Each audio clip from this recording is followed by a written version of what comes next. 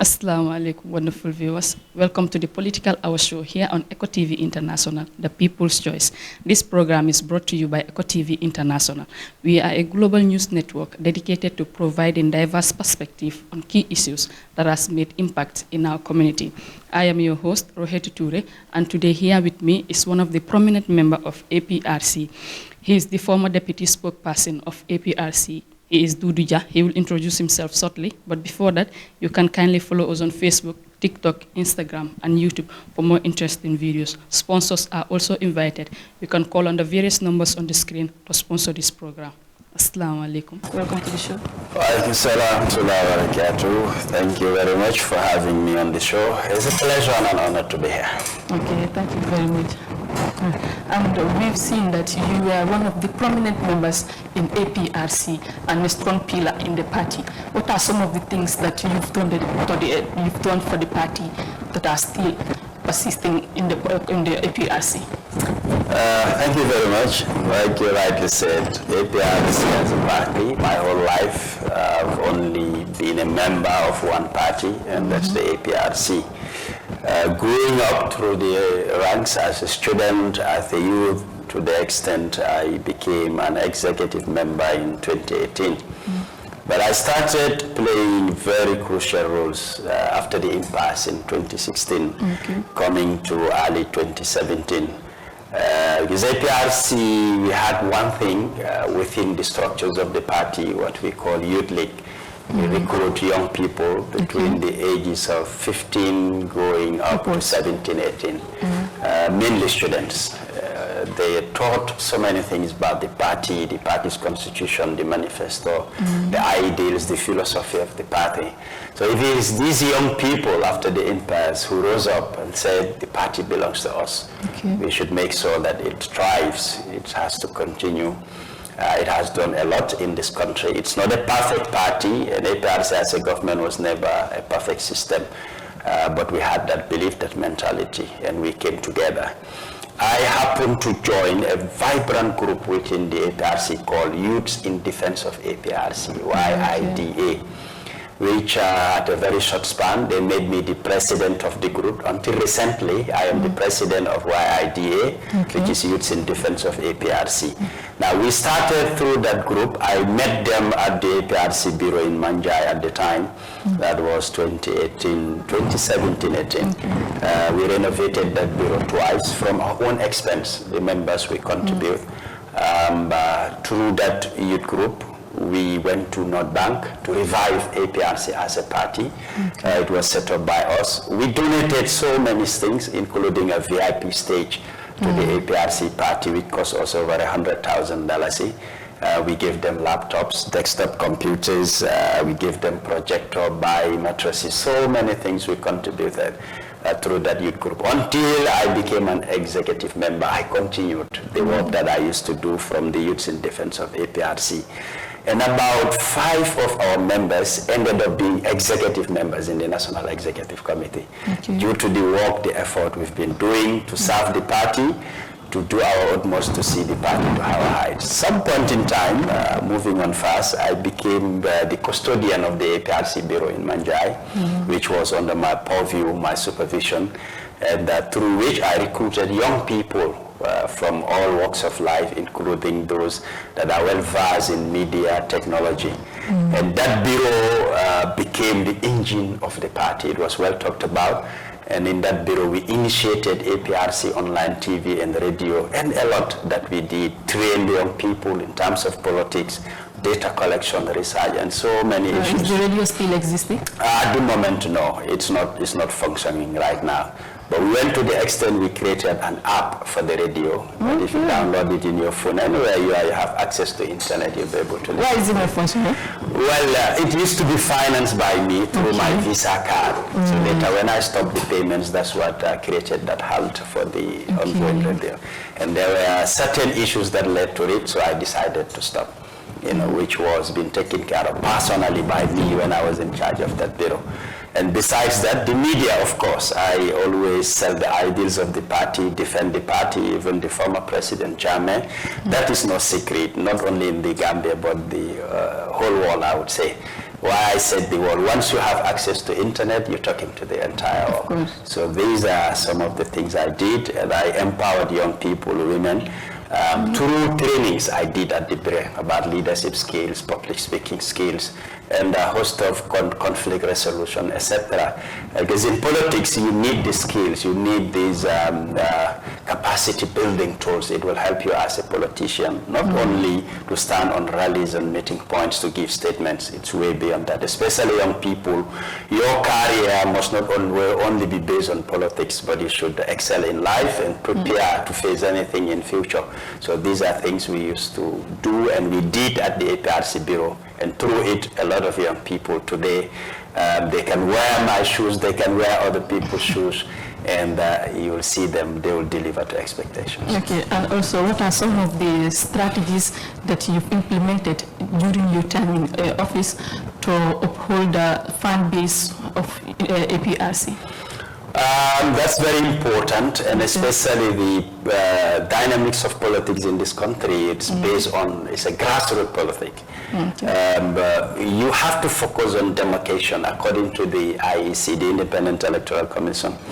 The structures are based on, it starts from the village level, then you have the sub-ward, you have ward, then you come to the constituency, then you have the region. You need to focus in this. Now, if you go to the village level, they have their own setup, they have their own mentality, what they believe how politics should be done. That's a strategy of its own. You go to the ward level, the ward comprises of certain villages put together, maybe 3 villages, 5 villages, then it constitutes a ward. But from the ward, you have the constituency, which also consists of wards being put together, 2 wards, 3 wards, it could be more than that put together. Then you come to the region, which we have 7 administrative areas, but it's 7 regions. So all these, you require strategies. You have to understand the people on the ground, what are their needs, and what do they want to build from those needs. This is what helps you to draft an action plan, how you work with them. But key things are constant communication. You need to be in touch with the people. They need to know what the party is at. You need to know what are their needs and what they are up to. This helps to build a gap between the leadership and the grassroots. Then you'll be able to work with them hand in glove. But politics is expensive. That's no secret, I can tell you that. Very expensive. Okay. Yes. And what would you consider your biggest accomplishment during your time in office? Well, I would say my biggest accomplishment would go to 2021 when we had this alliance with the National People's Party. I am the first within the executive who declared it publicly in an interview, online interview I did with the Binto Bantaban Network at the time. And I declared my support for His Excellency, President Adama Barrow. And I said I will support and do my utmost to make sure that he will win the 2021 presidential election. I went to almost every media in this country to sell that agenda and defended it. And I convinced my APRC people, both those in the Gambia, in the diaspora, to give them reasons why we need to join the alliance. It was a success, and I went on the Meet the People tour. That's why it began. I spoke at political rallies. When it came to the presidential campaign itself, I also went with the president and the entourage, and I spoke at rallies. And there were videos that were made in the wall of Mandinka, and the Fuller precisely, and I did the one in Mandinka that they played at every meeting ground, and it was all over social media. We promoted and sold the agenda of His Excellency President Adama Barrow at the time. So I was very influential when it comes to the NPP-APRC alliance. That was my biggest achievement politically. Okay, and also why do you feel like you need to make an alliance with the National Progressive Party? Yes, NPP. Like you said, I was in charge of the APRC Bureau in Manjai. We trained young people. We had our own plans. We wanted to put up our own candidate to contest in the 2021 presidential election. But at some point in time, our action plan, we couldn't achieve all that we wanted. And financially, the party was challenged. We did not have the funds. You can't go to contest elections empty-handed. It's always difficult to achieve your whims and desires. It's very, very challenging. So we went to Congress in 2021. That's where it started. It was supposed to be 2020 because Congress is biennial every 2 years. But it came at a time when COVID-19 was active, and the IVC made an extension to the expiry dates of parties that needed to hold congresses. So that's what led ours going into January, February 2021. In that Congress, a resolution was passed, and the party was tasked to engage into alliance with other political parties. No specific party was mentioned, because we can't go alone. We need partnership. So that's when we started knocking doors. GDC, ANRD, GANU, all these parties were reached at. Then finally, we ended up having that alliance with the NPP. Okay. And also, did you work closely with former President Yahya Jammeh or other senior APRC officials? What was the dynamic like? Yes, of course we did, though I never spoke directly to Jammeh, but I do receive instructions from him through other intermediaries. That's one thing he does, especially the leadership of the APRC. Senior APRC executive, yes, those that were executive members, and even those who serve in the former government, former ministers, permanent secretaries, etc., directors. Some I spoke with them through telephone, others I visited at their houses. We sat, had a lot of discussion. They gave advices, you know, helped to develop some action plans, what we need as politicians. And when it comes to the side of governance, they also were very relevant, helping us to move based on the experience they have and their expertise, having served in government and through other international organizations. I thank most of them. They've helped me to make me a better politician. Politics is not about being vocal, about talking about issues. It's way beyond that. You need to strategize, you need to plan, and tactically, technically, based on what is available on the ground. And they've helped to give me some of the information, the data I needed to make sure that I propel in the journey I was treading politically. Okay, and also during your time in office, what was your biggest challenges? What are the things that you face? Yeah, biggest challenge being, you know, sometimes when you have a top job or top responsibility, things are over your head. Whilst I was at the APRC bureau, a lot of people thought the APRC diaspora were pumping money in that bureau. They thought there was so much finance in it. You know, it became very challenging. Some of them, when they came to the bureau, they used to come and spend hours just to know what was happening at the bureau. Then they saw the difference, they saw the challenges. For instance, people will come to acquire APRC IB. They'll come to the secretary, make their demands, and said that I will pay for it. So whenever I come to the office, there's a list that have acquired ID, which was supposed to come from my pocket. Others came to the bureau with their needs. You know, I have to pay rent, my child has to pay school fees. You know, I don't have this, I don't have that. It was a center whereby everybody was welcome, like I said, the engine of the party. And most of these needs, it would come back at me. I would have to take care of, not the party, but a chunk of it, it was coming from my pocket. That was a big challenge, a very, very hectic one. Okay, and then how do you deal with it? You'll have to manage because it's politics. If you close your door, you ignore them, you could send them away from the party. They'll feel their needs are not met, they've been ignored, and they thought there was money, whilst it was very challenging. And the staff who were at the bureau, they volunteered to make sure the bureau runs. So I used to give them transport fares. Sometimes they have one need or two that I have to support them. I could recall every year we used to organize a party for them in December around Christmas, so that at least they're not paid monthly, but they need to have that get together, have fun amongst themselves, which all was coming from my pocket and another colleague called Cherno Diallo. We were all working at the bureau. He's the IT technician at the APRC executive. So financially, it was very, very draining, where people will come and show you their mobile phone. You see, my mobile has a problem, help me get another one. People misunderstood the concept of running that bureau. They thought there were funds available that was supposed to be. Exactly. You know, and when they come, you can't just ignore them or leave them like that. That's why I said politics is expensive. Once you need to maintain your people, they have needs, and you have to take care of needs, because it's helped to boost up their loyalty. When they are being felt, when their needs are being attended to, you know, it boosts up their morale, and they're willing to do anything for the party. Okay, and also, what led to your decision of resigning from APRC? Was it a sudden process, or? It's been challenging, and that door has been, that trumpet was blown since 2021, before the presidential election. Okay. It was due to some family issues. I wrote on my Facebook page where I said I would take a break from politics, then I'll be back. That lasted for 6 hours. When I made that announcement, I wrote on my Facebook page, calls were coming all over the world, government officials, even from State House. They said, what is the problem? What do you need? What can I said, no, it's family issue, and I have to attend to that. It needs my time. I can't, you know, do it jointly besides politics, and it's election year. I don't have time going on meetings, tours, etc. They said, can you be patient until after the election? After 6 hours, I have to go back to my Facebook page and write again that I have signed that decision. You know, some media houses were not happy. I could recall one of them told me, he said, you made me lose some thousands of dollars. I said, what do you mean by that? He said, I was preparing my story to the end tail of it, that I had that they decided the decision. So I was writing about your resignation. I laughed about it. It was a very tough decision, but I had to resign it. Then in 2023, I did not make it public. I also wanted to take a break from politics, to the extent I almost joined the NPP as a party. It came from pressure from my family.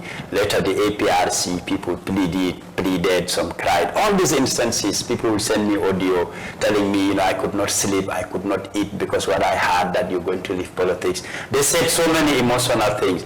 That's when I believe, like in politics, you don't own yourself, the people own you. And that's the power they have. Sometimes you will say yes, the people will rise up and say no, and it will be no. At times you will say no, the people will rise up and say yes, and it will be yes. I have experienced it, so I wouldn't have much options. I'll change my mind.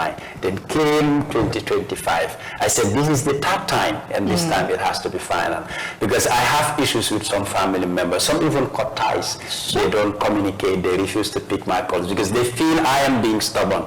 And in my family, I am the last born, like they said, so they are all evidently, sometimes they feel when they say things, you need to comply. And I've been defiant twice. The third time I succumb. Some called me and said, you know, this is what we wanted for you. Leave politics, focus on something else. Okay. You know, maybe you can come back. They wanted you to do something else. Yes, you know, they gave me money to do my own business. I was running business before, but I spent all this on politics.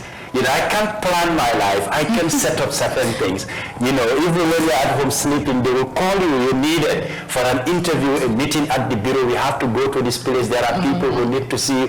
You hardly have time for yourself and family and to do other needs. You know, my business has to collapse because there was somebody in charge. The person was not very serious. The business couldn't go well. The money they gave me to invest in it, I gave all to APRC. So these became challenges. I had my jobs before. But I have to resign from that job, not resign on paper or verbally, but I could not attend to it. And that organization, I was the managing director, but it ended up collapsing. It's not dead, but not active like before. I'm even thinking of how do I revive that again, because right now I'm a free agent. I could do so many things without political responsibilities on my shoulders, but it's very, very challenging. Politics need time. Yeah, it needs time. And how do you feel about your family cutting ties with you for not doing the things that they wanted you to do? I could recall. It's very, very heart-touching, very difficult moments, because family ties, according to our religious belief, Islam, according to our customs and tradition, these are things we don't take lightly. And the Prophet ﷺ, too, so many sayings of the Prophet, so many verses in the Quran where cementing ties are encouraged. So if this becomes a problem, it's worrying. You know, I had that wish that I wouldn't want to die in this condition while I have this severing relation with some of my family members. It was very disturbing to me, but I had that good spirit and I continued to do what was best for me. Some of them one point in time, we have these WhatsApp groups, family groups. I do send messages. Others will listen to my messages. They will not even respond. But now it looks much, much, much better. Okay. That's one spirit in us, not boasting or bragging, but it's nature, us that are from this Jah family. Anybody we see with the Jasso name, we go after them, even if we've never met you before. It's like your family, wherever in the world. I'm connected to so many of them through Facebook. I just see the surname, they see my surname, they connect, and we've been chatting like we grew up together, and I've never met them. This is in our blood. Like, we're so much open when it comes to family ties. So it was very difficult moments, but I enjoyed through it. But now things are much better. Okay. Also, how do you view the APRC's current direction compared to your time? Well, during our time, we were very enthusiastic, and our aspirations were high because the objective was going back to government. Okay. As a party, we want to go back to government. So the focus, the effort was unique, and it was not centered on anything but achieving that aim until 2021, when we realized we can't do it alone, we have to go into alliance. So the focus now, it's the alliance, the party. It's two that are blended together, and which has created a breakaway group, a division in the party. That's what led to the no to alliance. So APRC is not as big as it used to be. It's not as strong as it used to be politically. There is a division. So both sides, we have our challenges. So this is what is definitely affecting the party. We can compare to before when we were united as one. Wherever APRC makes a move or has activities, everybody knows that this is APRC. But we've lost that glory for now. Unless and until we reconcile and come together again, we can never recover that. So it's challenging. We're more focused on the alliance compared to strengthening the party or the reconciliation process. Okay, and many people also said that the party can only be one and strong if Jammeh is here. Do you also believe that if Jammeh is here, the party would be different? Of course, if he's here, it would be different. Even in his absence, if they reconcile, it is also going to be different. But Jammeh's presence in the Gambia would add more value, give more weight to the party, and the party will be at another level. But this division, it's what's affecting the party. That's between Jammeh and Tombong. I think unless and until they reconcile, APRC will continue to be two factions.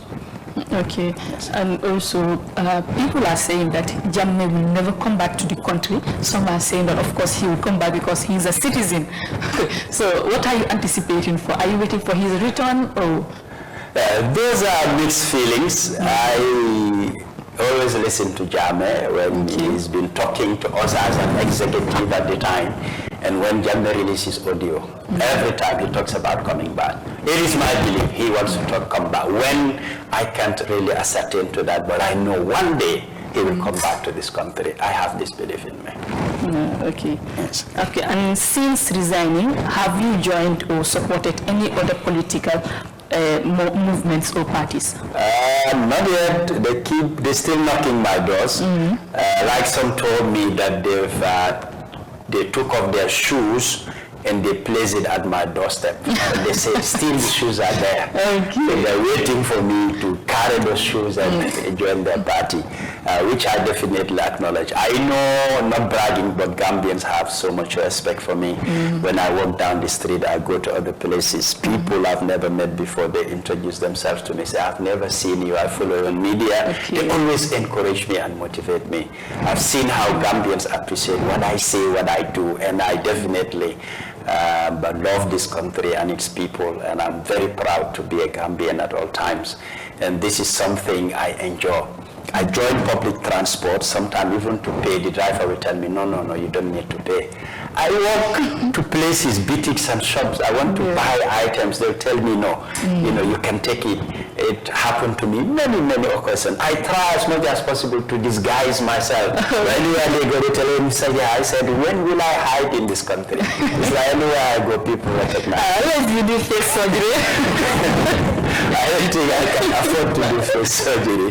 But it's one thing that makes me to be very careful. I fear everybody, young and old alike, because people tend to know you, you don't know them. And I've experienced that in many occasions. There was a day I was just driving out from my compound. There's a stack of sand, in our street. As I approached the stack of sand, the heat was so huge that two cars cannot pass at the same time. And it was on the left side, which means me driving on the right, I have every right to park. But another van just came across in front of me. So I said, what is this driver doing? And I stood there. Almost a minute. I never said a word. He never said anything. Then he just said, Dodou, I see you on the right. Until my legs were shaking, I said, wow, I just have to reverse and give him space to park. I said to myself, I don't have to quarrel or be loggerheads with people. People know me a lot. And it happens when I drive around with my wife. Sometimes I complain, what is this driver doing? And when I park, I say, hey, Mr. Ya. My wife tells me, he said, don't quarrel and don't have problems with people. It seems you don't know them, but everybody seems to know you. I said, you are right. And especially the security forces, the police, the paramilitary, the soldiers. Every checkpoint I go to, then I say, Mr. Ya, how are you? I said, well, it's really, really amazing. It makes me feel as a citizen, my job, my responsibility is to serve the country and the people. And this is why politically I associate with all political parties. I'm open to all. And I never say no to any party. For instance, it is the belief of some APRC, I will never join UDP. A good APRC, a loyal APRC will never be UDP. I don't have such beliefs. What I see is Gambia. UDP, UDC, party is party. PDIS, for me, I have country at heart. I cannot put my party over country. Or I cannot say my party is better than all other political. I don't have that mentality. Though some people in APRC do, some people in UDP do, and even in other political parties. Me, I just want to be like a Gambian and open to everybody. It's challenging though, and not everybody will like you, but that's nature. That's definitely nature, and we need to cope with that. Okay. And do you still support the party's ideal, or have your political views shifted since resigning? Even before resigning, from 2022, my dynamics when it comes to politics, it has shifted because I've seen a change. It's more of a political revolution. Like the number of young people today in politics, in key positions, and the drive that they have in moving this country, be it those in the ruling, those in the opposition, the young people, what matters is they're Gambians. And I interact with a lot of them, either facially or through telephone conversation. I've seen how sharp their mentality is and how hungry they are to have the Gambia that they're really yearning for. So that has shifted my dynamics in politics. I have a different belief. I am more of a social democrat now. Social democrat, because if you understand what socialism stands for, addressing the needs of the people. And democracy, the world over, it's been pushed about. But boxing the two together will definitely give you a system that will cater for everybody, whereby rights will be respected, whereby social amenities, will extend each and every citizen based on national rights that are embedded in our constitution. These are things that you don't create that division, the rich getting richer, the poor gets poorer. Social democracy comes to break that barrier. So that's why I'm not focused on just being a capitalist, etc., or a socialist alone. I blend the two. So that's why I said my dynamic shift, wherever I may be, whichever political party I might find myself, I am carrying this as a burden on my shoulders. Okay. Do you have any plans to return to active politics in the future? Yes, of course I do. It could be sooner, it could be later, and I might not come back, depending on circumstances. But it is always my desire that I will keep being active in the field of politics. Like most of the political parties told me, you're not active now, but when you want to come back, if you will come back, consider us, come and join our party. Some wants me out of APRC to join their parties. They have every right to do so because they believe with Dodou joining our party, it will add value, it will be a surplus. Of course, that's a fact. Allah has blessed me, endowed me with very, very critical thinking and capacity building process. Sometimes I have ideas, I write them down. And tomorrow I can read what I wrote down yesterday, and something comes up and I develop it more. I have this skill. That's why wherever I find myself, I build. I found APRC at a level, and me, with efforts I, joined in the party, impacted, a lot has changed. That's not deniable. Those that are not APRC, they've been commending me for that, because at so many forums. I even go to attend workshops. Sometimes I just choose to sit, listen to people and learn. They will ask, is Mr. Jammeh here? I said, I'm here. They will say, give him the mic, say something. So I said, really? I said, no, we just want to hear you say something. It means people appreciate what I say. Even though sometimes you say things that you feel doesn't have sense, but people pick the sense out of it. And I really value that, and I appreciate Gambians from different walks of life. Okay. And also, there have been there have been allegations of corruption within the current administration, including embezzlement and lack of accountability. How do you respond to these claims, and do you believe the NPP is doing enough to combat that? Allegations have been ongoing for so many years now. And I believe this government will not say no, we're not open to fighting corruption. They've never said that. Anytime you listen to them, they emphasize in fighting corruption. But the manner and approach it's taking, for me, it's a bit slow. They need to take a very firm stance when it comes to these allegations. The difference is being away from an authoritarian government during the time of Jammeh, where Jammeh says before 5 o'clock, I want the streets to be clean, and they will have it done. You come to Barrow, he will tell you, okay, people are free, they are at liberty to do what they want. Even though when they are up to something, he never puts any pressure, he allows everybody to be themselves. For me, this is the difference. That's why I said the trend and manner approach they're using is very slow. And people are using his kindness for weakness. And I believe as a leader, he needs to buckle up. You don't have that soft approach to people. They abuse it, especially this Gambia. People take you for granted. You need tougher measures. You need to take certain actions that are instant.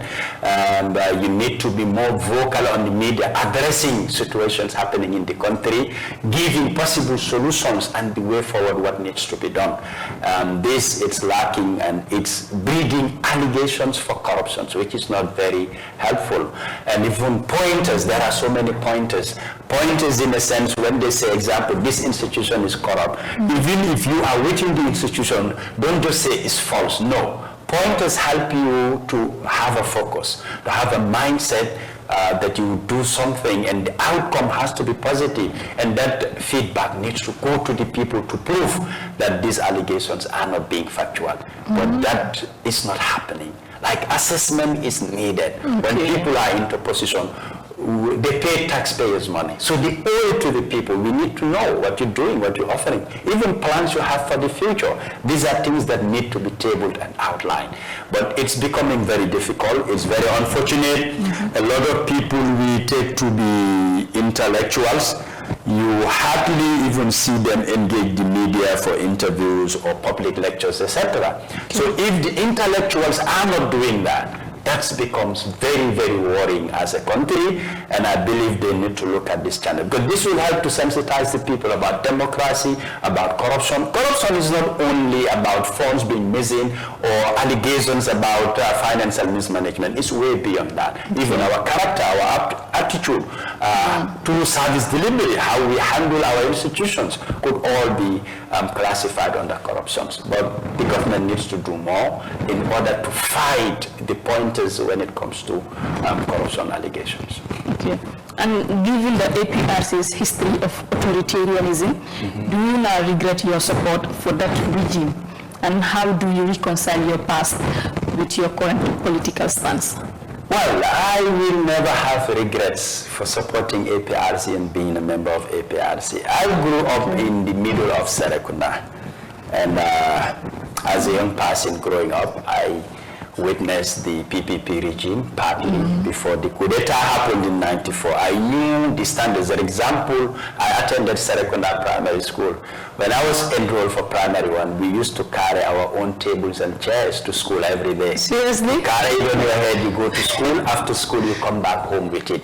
You write your name on it and you paint it so that somebody else will not steal it. Okay. This is the type of primary school system we attended. Sometimes the compounds that are nearby the school, after school you will take it to them, they keep it for you. Okay. Next day in the morning you collect it, take it to class. This is the system we met. Some point in time when Jammeh came, he says, no, we'll build schools and furnish it with furnitures and give you equipments that you needed. So growing up, having access to that type of schooling system, why would I regret being a member or supporting? Health, likewise. Road, infrastructure, you come to education, you come to security, agriculture, you name it. Jammeh found it at a level and took it to a different level.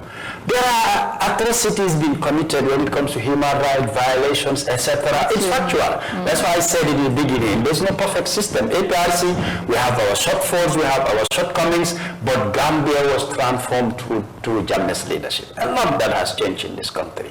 And whereby Jammeh would promise I would do this, and he did. Looking at the airport we had, Jammeh came and built a new terminal. So a lot of upliftment he does. I could recall during our middle school days, those who come from Gunjur on the ends, when they come to school, they don't wear their uniform because it was wide. The roads were bad. Okay. They fear that it will be dusty, so they put it in their bags until they arrive at school. They wear it. After school, you see them fold it and put it back in their bags. That's how they used to travel to and fro, coming to school and going home. But Jammeh came and made changes to all that. When we talked about Burusidi, people thought he was joking. Today, everybody would want to live around Burusidi. So a lot he did to transform this country. I have no regrets for that. Okay. And would you support an independent anti-corruption commission with prosecutory powers to investigate past and present officials, including those from the APRC and NDP? Of course, I am always a believer of transformation and reformation. Okay. It is my belief. The world is not standard, it keeps moving. So we need to rise from the past, we need to build the present and yearn for a better future at all times. We can't just stuck our heads in mud and say, okay, this is what we had, we're not going anywhere. No, that's not development, it's not advancement. Of course, I believe so. My challenges are always the people that compose those committees or those commission, the members, who do they select and what interest do they have? Is it national, is it personal, is it political? We've seen it in the former commissions been said, the Jammeh commission, even during Jammeh's time, the Surahata commissions, the TRRC. There are people within those systems who have, you know, some issues to settle with the former government. You can use such personalities to be part of those commissions. It becomes very difficult for them to be independent and mentally when they have scores to settle. For instance, you cannot set up a commission or you bring a commissioner to investigate a government whereby they've served, they've been taken to prison or they've been expelled from position, etc. Those people, for me, I don't think they can be neutral 100%. So those who compose this commission or commissioners, it's very important how we select them and the mandates given to them. Sometimes if you tell them 3 months, after 3 months they say it's not enough, we need another 2 months, which is also another financial burden.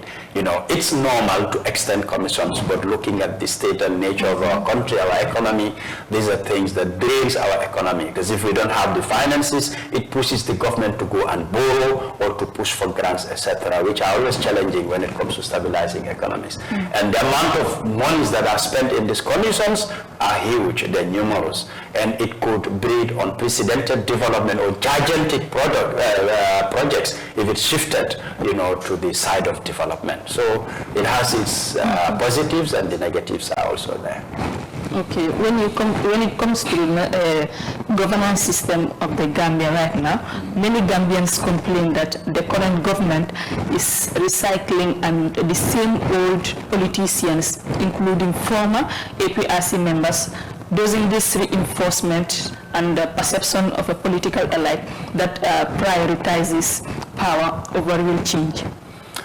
Yes, they have a point, because there are a lot of former APRC people, even if they did not serve at party level or belong to the party, but they've worked for the government. Okay. Not bad. Some of them, they have the qualification, the expertise. They're Gambians. They have every right to work at any government that comes into play, especially if the government sees that they're valuable, you know, they are beneficial to the country and its people. They have every right to work and serve in government. But the challenges are, we'll have to go back to 2016 coalition. They made so many promises, like they want to transition the Gambia from one phase to another. They wanted reforms from the civil service, the security sector, etc. But most of these reforms were yet to achieve. The question is what went wrong. And funnily enough, they want to blame everything on President Barrow. Yesterday, Barrow used to say, I have a team. He never said he was alone. He was there with people. If things doesn't go right, why everybody pulls head off? And they said it's the president. For instance, the Jammeh Commission was meant to look into financial transactions, mismanagement from the former government, Jammeh and his associates. But the end result of the Jammeh Commission, up till date, where's the government white paper? The recommendations made. The assets recovered. How much is it? Who buys what? Still, people are in the dark. We can have the basic things with net. For me, if you ask me, that is not an achievement. That's a breakdown when it comes to reform, when it comes to transition. It has got some loopholes, which is very challenging. You come to the TRRC, they did a very good job. The TRRC to me was like a World Cup. The whole world was watching it. People glued to their TV, jumblers and all that. And they had a slogan and said, never again. But it's still happening. Okay. So the never again slogan failed. These were commissions that were supposed to catapult this country to another level. But it failed. Because people within those commissions, they later had some personal interests. Some wanted to settle scores, others had political ambitions, others wanted to gain fame, others wanted to make money. So it is the people they failed. The TRRC and the Jammeh Commission was supposed to give us a new Gambia, a Gambia whereby we learn from the past and make today better. But today you talk to some people, they say we even want Jammeh to come back. Okay. What has gone wrong? So some of them, their hopes have died. And it is those within government, and when I say government, it's not the president. His Excellency President Adam Barrow, he has a big ambition to build this country, not from hearsay. I've sat with him one-on-one. We've discussed issues. I've heard from him. He has laid down plans. Okay. I heard from Barrow personally, and I embrace this development. His wish and desire, Gambia will be more than what it is.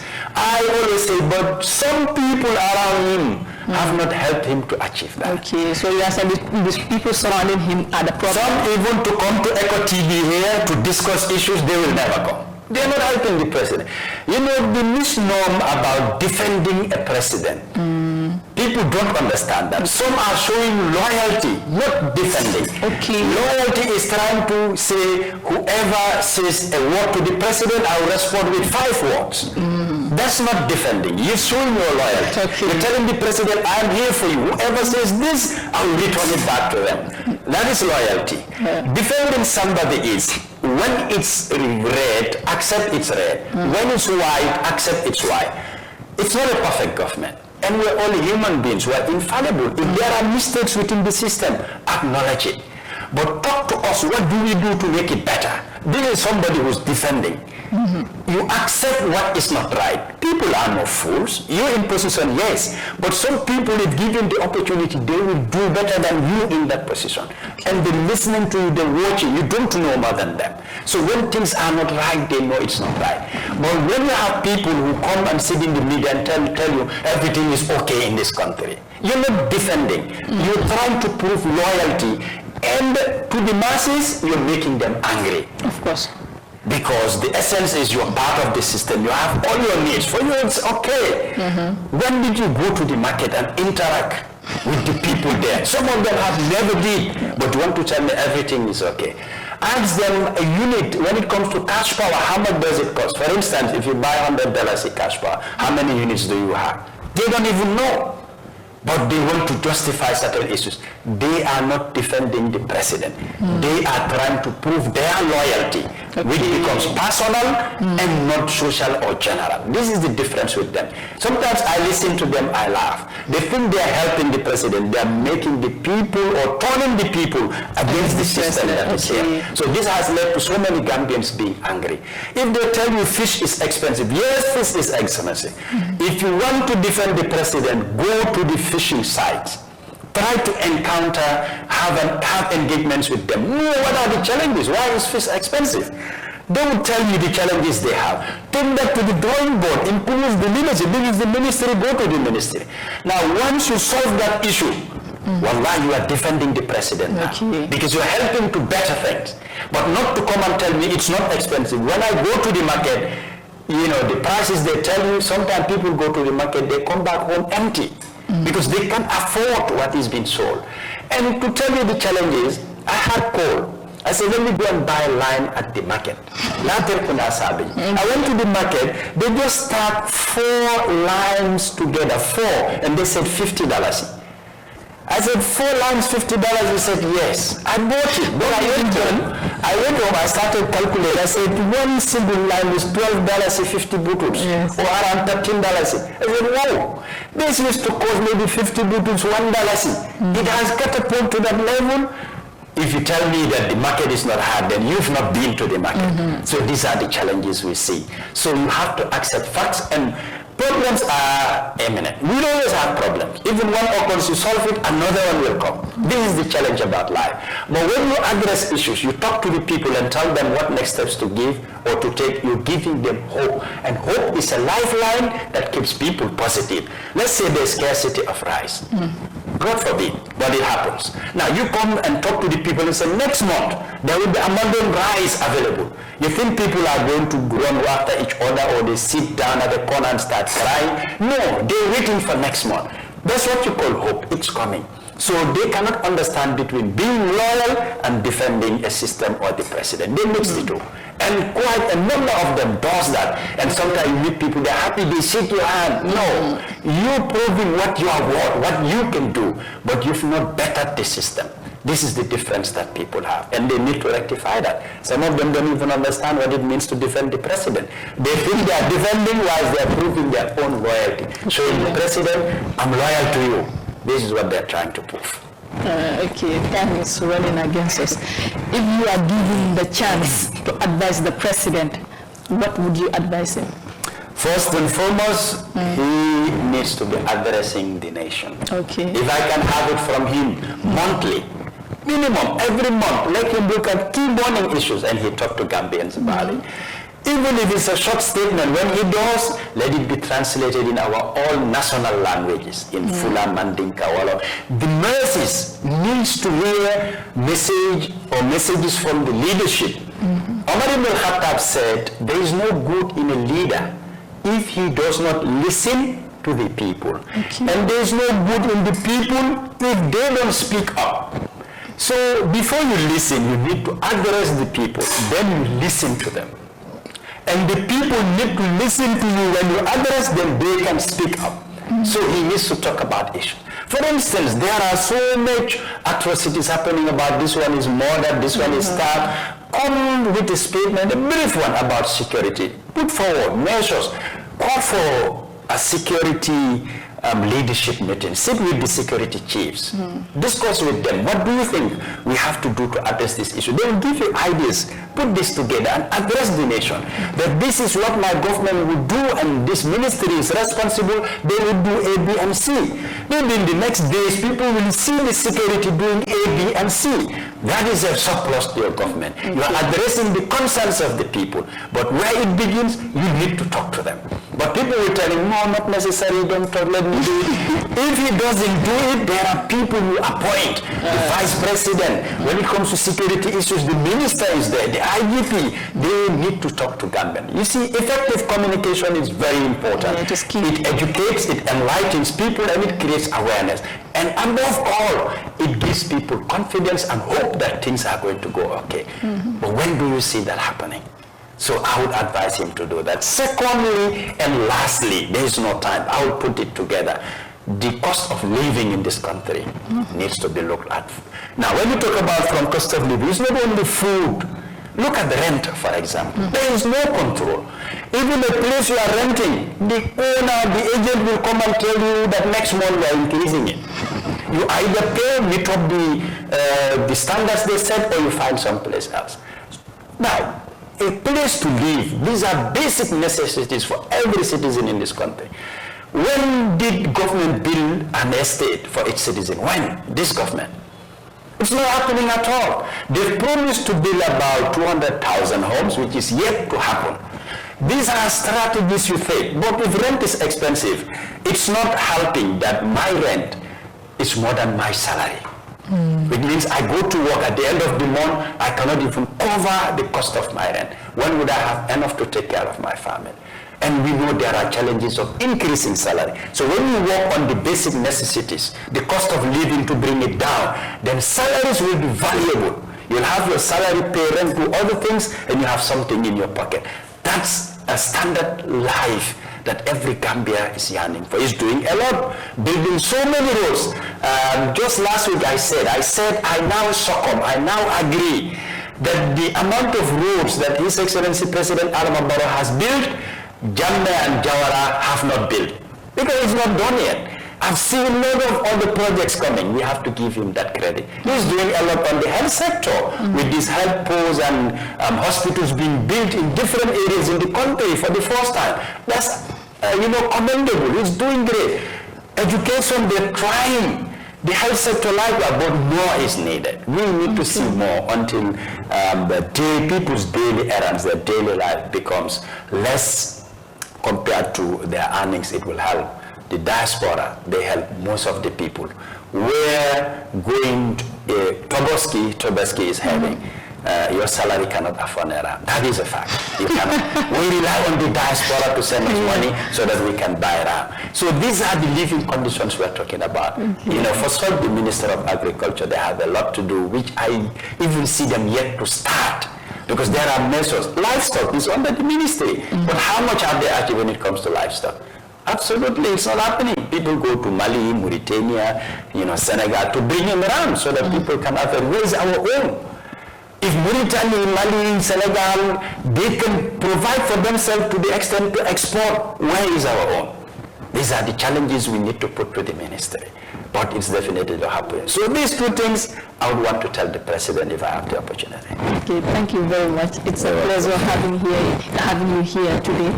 I would wish to have you again next time, because there's a lot you need to say.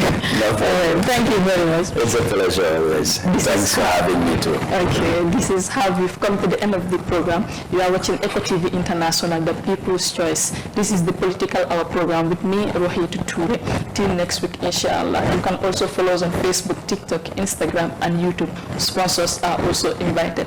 Thank you very much. Bye-bye.